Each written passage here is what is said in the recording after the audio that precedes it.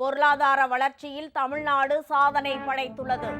திமுக அரசின் சிறப்பான நிதி மேலாண்மையால் நிதி பற்றாக்குறை வெகுவாக குறைந்திருப்பதாக அமைச்சர் தங்கம் தென்னரசு விளக்கம். ஜெர்மன் பயணத்தின் போது 7020 கோடி முதலீட்டை ஈர்ப்பதாக முதலமைச்சர் ஸ்டாலின் பெருமிதம். தமிழ்நாட்டிற்கு தொழில் தொடங்க வருமாறு ஜெர்மன் தொழில் முதலீட்டாளர்களுக்கு அழைப்பு.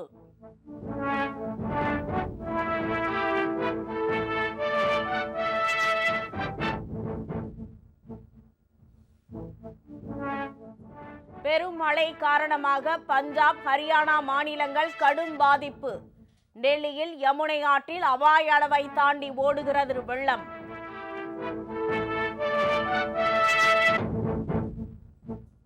காவிரியில் நீர்வரத்து அதிகரிப்பால் இந்த ஆண்டில் 6வது முறையாக நிரம்பியது மேட்டூர் அணை.